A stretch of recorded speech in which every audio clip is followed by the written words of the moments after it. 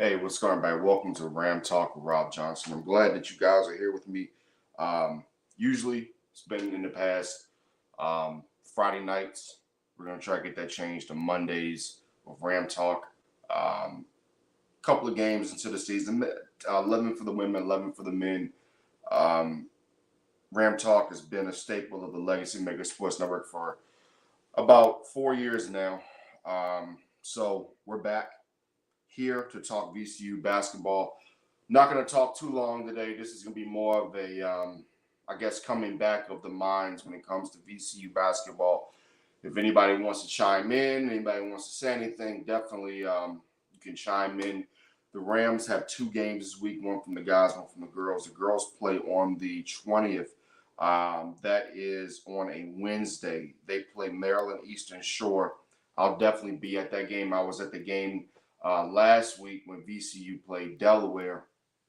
Um, Delaware came in. They had just played Old Dominion, a team that VCU had beaten, an undefeated Old Dominion Lady Monarchs team that the Lady Rams beat 64 to 50, which was very impressive. This Lady Rams team is 10-1 on the season.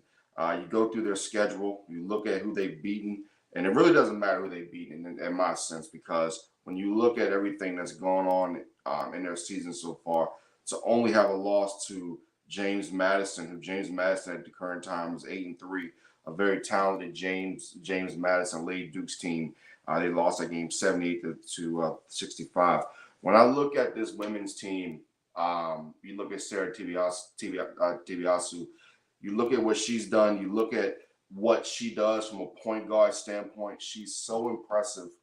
Um, just humble on the court, humble off the court when you talk to her in the press conferences, when you're able to see her calmness and what it does to her team. Another player that I'm very impressed with is Mary and Azari, because um, in all complete honesty, looking at her in her freshman year, I thought she was deer in the headlights. I didn't know if she had what it took. But again, I'm a really hard critic when it comes to VCU basketball, because of the fact that I have specific expectations for this basketball team. I've seen them win the A10. I've seen them be competitive in NCAA tournament against the Indiana team. Indiana, of course, won the game, but I've seen them be very competitive. But what I've seen from this team this year so far is resilience. And I will be at the game. I believe the game is Wednesday. Yes, the game is Wednesday uh, against Maryland Eastern Shore at VCU. I'll be at the game. I'll be doing the press conferences, etc. The guys have a game on Friday night, which actually is my birthday. I have a wrestling event, so I probably will not be able to do that game, unfortunately. But when it comes to the guys, I'll be able to start doing more of their games when it comes to A10 play. They have one more game on Saturday, December the 30th, against Gardner Webb.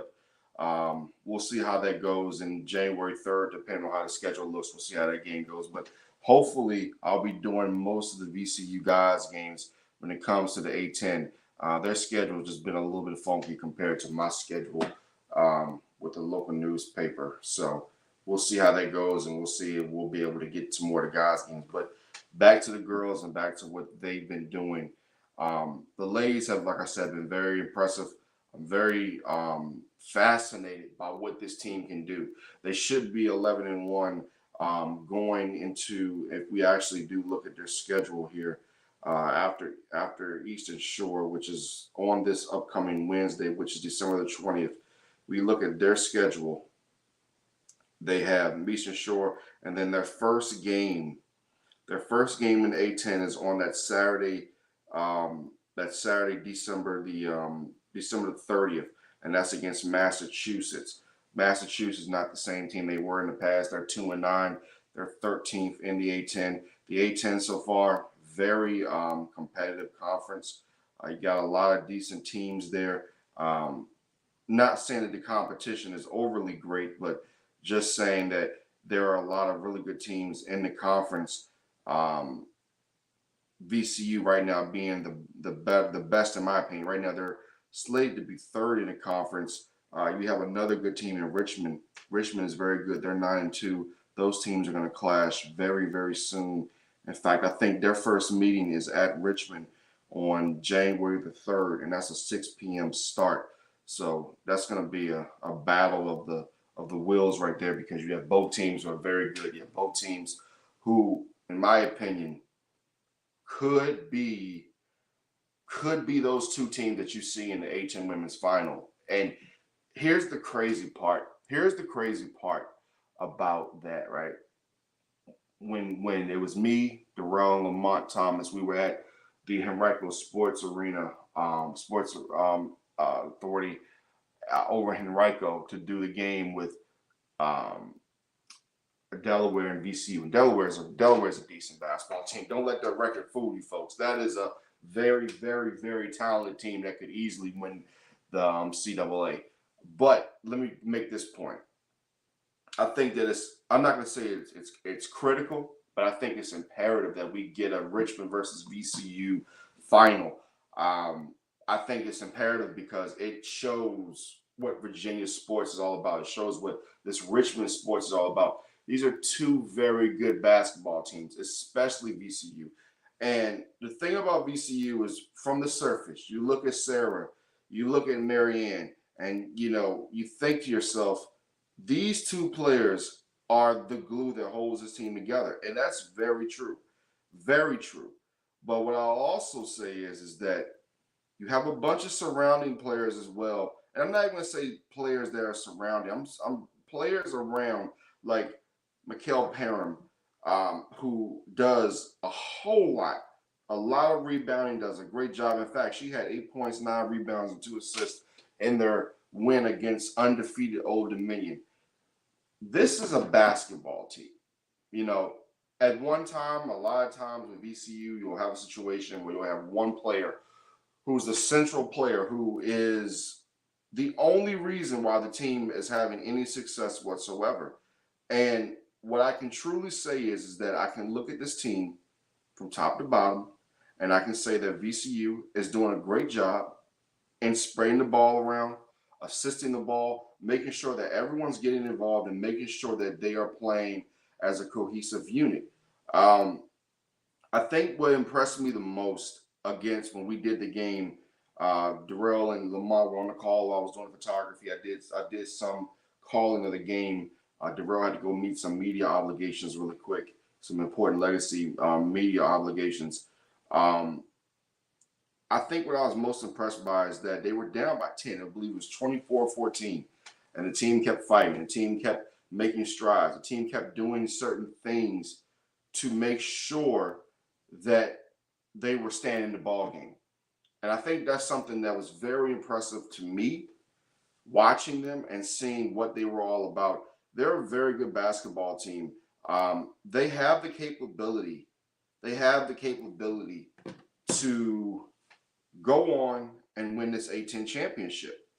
For me, that's not even a question. To me, the question is, what's going to happen when somebody gets into major foul trouble? What's going to happen when they're not able to get that same production out of Sarah? That's my question, is what's going to happen in that situation? That's my concern. What's going to happen if they have an injury, which, God forbid they have an injury to one of their major players. But when you go in, you beat an undefeated Old Dominion team, a team that is a rival, by the way, a team that's not easy to beat, a really, really good Old Dominion Lady Monarchs team. You're showing me a lot about what you can do as a team. You're showing me that you have the capability of being a great team.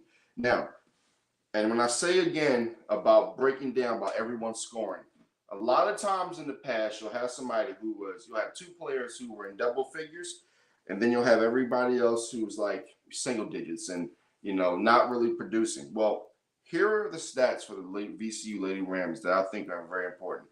When you look at Sarah, 13.6 points per game. You look at Lewis, you'd say 12.3 points per game. You look at Marianne, 11.9 points per game. Etz has 6.3 points per game. Parham has 5.2 points per game. But even more impressive, Parham, 8.7 rebounds per game, which is very impressive. You look at TBS again, 2.5 rebounds at 5 and 5, 3 assists per game. She's averaging. Only 1.5 turnovers. Now I know Marianne. You look at Marianne's turnovers, and she averages 2.7 per game. But when you really look at her game from last year to this year, and you look at everything that she does, and you look at the production, her production is going to outweigh any turnover that she has because, and I'm not saying turnovers are important. What I'm saying is that her production on the basketball court, especially her knowledge from 3-point land. I know a lot of people say, "Well, knowledge. What's knowledge of the three point shot?" Well, as I asked Coach in the post game, do you appreciate when your players practice and then when they come to the pregame and they simulate what they're going to do in the game? Do you appreciate what they do? And she said yes, because that's what it's all about. It's all about the players. It's all about the players coming in, doing what they're told, doing what they've learned, and executing. And what they're doing is they're executing. VCU, when they won the A10 championship for about a year or so, they couldn't get it together. This team has it all together. Coach Bethel Boyle is, and I'm not kidding, folks, when I say this, she's one of probably the most strategic coaches out there. She's going to be one of those coaches that is going to have to make a decision very soon. I know a lot of VCU fans don't want to hear this, but she's going to have to make a decision in the next 3 to 4 years. Does she continue to stay at VCU and build some type of dominant program that is just going to take over the A10 and is going to eventually win them an NCAA tournament game, or is she going to jump ship and get more money somewhere else? Because I'm telling you right now, for you fans out there who love basketball, who especially love women's basketball, Coach Bethel Boyle is the truth. She's not just somebody who does X's and O's. She will get into you. And this is what has made her so good. And this is what she's consistent about with everything she does. If you are able to play the game of basketball, if you're able to execute, she gets you on the basketball floor. She's able to get you into the rotation. She puts her players in the right position. There is no ego when it comes to VCU women's basketball. No ego whatsoever. And I think that's what's making this so good right now, that you have both VCU and you have Richmond that are so good as basketball teams that you can see the building blocks of these teams starting to run the A10. You look at teams out there, the teams like Dayton who are struggling, and it makes you wonder. Oh, my microphone went off for a second. I apologize about that. My microphone went out, but it's back on. It makes you really wonder, has the landscape of the A10 really changed? Has the landscape of the A10 been altered for the next 3 to 4 or 5 years? And again, it starts with coaching. And again, it starts with a player like Sarah Tibiasu. She's a senior, folks. She's from Canada. She's a senior. She's really, really good. You have not had the opportunity to come out and see her play. I beg you, come out and see her play. It's about time to be January. Got a couple months left in the regular season. Then you got tournament time. Then she's gone. I hope that people don't miss out on the greatness that she has brought to this team. I hope people understand how she galvanizes this team and how she's an extended player on the floor. I even, talked to Darrell the other night, while there was a timeout, and I said, hey man, this young lady could seriously play in WNBA one day. I mean, I don't know if she'd probably go undrafted, because you know how it is with the politics and the small schools and all that. But I encourage anybody, man, watch her play basketball. She is a general on the floor. She has the ability to do some really, really great things, even at this quote-unquote mid-major that we have here at VCU. Now, as well as the girls have started off, let's get to the guys. Let's get to the VCU Rams. Let's talk about the Rams, and let's talk about what they have done this current season. So as everybody knows, Coach left, went on to Penn State, and it's been a battle to see who would have more wins. Right now, VCU is 6-5. Penn State is 5-6. Penn State beat Ohio State, which was impressive. But then they did what they did, something that didn't shock me. They lost at Georgia Tech. They have a game against Lemaine. Was it? Is that Lemaine? Let me just make sure. No, Le Mans against Lemon. Yeah, Le Mans out of the Northeast Conference. They're 4-7. So Penn State should win that. And I know people don't like to compare, coaches and things like that. Well, it's inevitable, folks. You had a VCU team who last year, if they would have returned their players, it would have been a top 25 basketball team.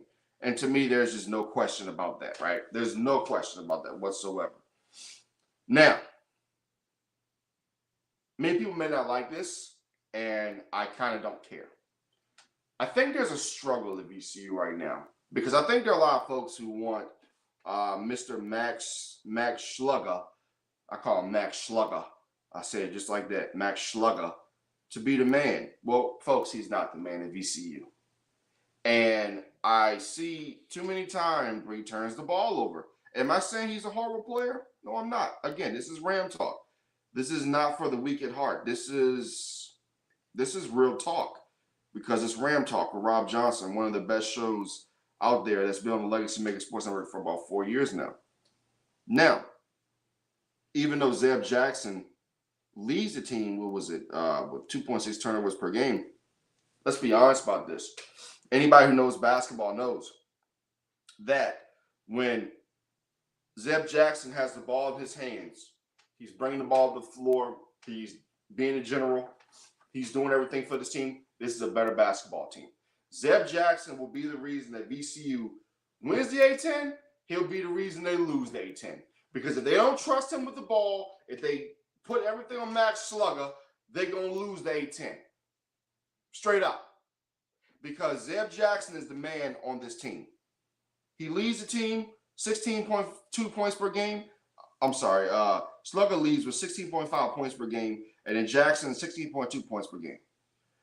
Furman, 10 points per game. Bell, 7.3. Nelson, 8.8. And then Lowell, I'm sorry. I'm giving you guys the wrong stats. That's minutes per game. They kind of fooled me there. But no, again, because I knew I wasn't tripping. So Zeb has 15.2 points per game. Max has 15.8. Furman has 5.6. Bell with 5.6. Nelson with 8.9 points per game. Lowell has 9.3. Now, when you talk about a guy and Taboo Lowell, I like him. He's a high flyer. He's one of those guys where he's above the rim. He can get inside and get to the free throw line. He's 6'8". He's from London, and he knows the game. You can tell he knows the game. You can tell that he has been playing basketball for a very long time. I like his game. I think that he is the type of guy that they need to get going more. Another guy I think that they need to get going more is Alfonso Fats Billups. I'm just going to call him Alonzo Billups. I'm not going to call him Fats Billups. That was his name in high school until he starts putting up, in my opinion, better numbers, and I start seeing better production. I'm going to call him Alonzo Billups because, and that's no offense, but let's be honest here. He's 6'7", he's 180. He's going to have to get a little more weight on him. Not too much because you don't want to get to the point where you slow down. But at 6'7", I believe that he can be a type of guy, and by the time he's a junior and a senior, I believe that Alonzo Billups can be the type of guy that is leading VCU in scoring because I believe that he'll be able to have the ability to understand what his game is. Post people up, get like that Kevin Durant type of jump shot. Don't always settle for the three-point shot. You don't always have to settle for the three-point shot, Mr. Alonzo Billups. You're long, you're lanky. You can do a lot for this team. You can be a huge contributor when it comes to this VCU Rams team. So you don't have to always shoot the three. And that's what a lot of these guys don't always have to shoot the three-point shot. You can get inside. A lot of these guys at VCU, I'll give them credit. They have length. Let's go through the VCU schedule because, folks, To say that it's been disappointing, I think it's kind of a little bit of an understatement. When you look at now, I will say this: some of the teams they've lost to, you look at the name and you think, "Oh man, they stink." Well, not all the time. Sometimes you play better teams than you think you do, even if they're quote unquote mid majors. So let's go to McNeese State. They lost them 6-7, 65. That team is currently 10-2. Not a bad record. Let's go. They beat Sanford. They beat Radford. They beat Seattle, who was a decent team. Nothing great, but a decent team. They lost to Iowa State 68-64. Okay, Big 12 team.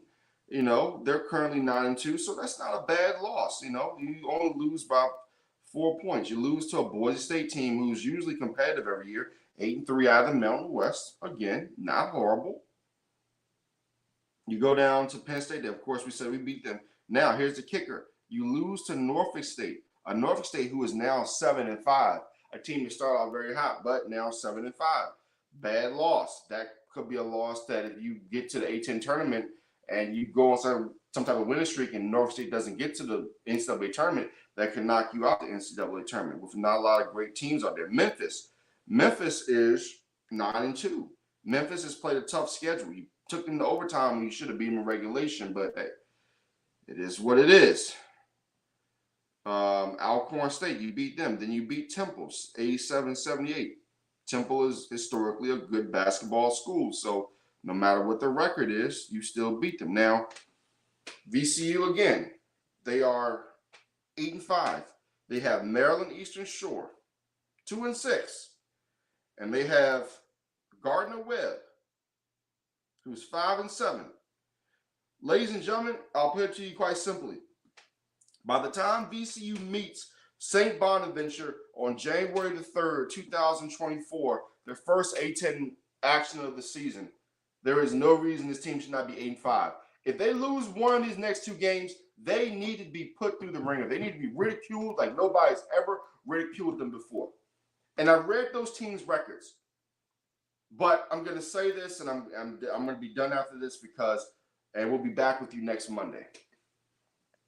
You're VCU. You are a program that people have respect for. But like Gonzaga, you are no longer the darlings. I've been saying this for the last 2 or 3 years. You are no longer the darlings of college basketball. You are expected, VCU, to get to the NCAA tournament and at least make the third round, at least to the Sweet 16. That's what you're expected to do. You're not a scrub program. You're a very good basketball program. Stop being mediocre. Stop bowing down to teams who have no business beating you. You had no business losing to Norfolk State. And again, no offense to Norfolk State. They're a good program. They're probably going to be in the NCAA tournament in the next 2-3 years. That's how good they are, especially out of the MEAC. They could even pull an upset in the NCAA tournament. But you have no business beating them. I'm sorry, you have no business losing to them. 63-60. They embarrassed you in your home court. They came to havoc and put havoc on you. You should be embarrassed. Very embarrassed. You should be embarrassed to have a 6-5 record. And I get it. Injuries, new regime. I get it. But when we looked at this schedule before the season, you know, me and my colleagues, we said that there is no reason that this team should not have at least, 10 wins by now? At least 9? And this happens? 6-5? It's ridiculous. It's not the standard.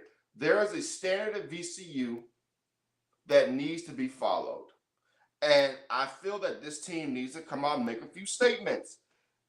It happens on December 22nd against Maryland Eastern Shore. Make a statement. Beat them down. Gardner-Webb on Saturday, December the 30th, right before the new year. Come out. Make a statement. You need to go into A-10 play making a statement because let me tell you something. Teams in A-10, they're not playing games with you. There's a lot of good teams in that conference. You know it, and I know it. In fact, let me go and let me find who some of the records are right now in the A10. Give me one quick second as I go and I find those records, because I've been trying to keep up with the A10 and keep up with what everybody's doing. Let's look at the standings right now in the A10. Let's look at these records. You know who leads the A10 right now? And this is going to shock a lot. It's going to shock some of you. Guess who has the best record right now in the A10? Of course, they haven't played any games against each other, but the best, I'm going to tell you all the records right now. VCU's not even in the top 13. They're not even in the top 12 of records. You got George Washington 9-2, St. Joe's is 9-2, Dayton is 8-2, George Mason's 8-2, Duquesne 7-2, Massachusetts 6-2, Davidson's 8-3, LaSalle 8-3, St. Bonaventure 7-3, St. Louis 7-5, Loyola Chicago 6-5, Richmond 6-5, VCU 6-5. Fordham is 5-6, and the Rams from Rhode Island, who have fallen off big time, are 5-6. So you basically have the same win as Loyola Chicago. You have one less win than the Rams of Rhode Island or the Fordham Rams. How bad is that? You are at the bottom. Going to A10 play, if we look at records, you're 13th. You're at the bottom. Your pride has to kick in. Because you know teams like, we don't know what George Washington is going to be. We don't know. We do know what teams like Dayton are going to be.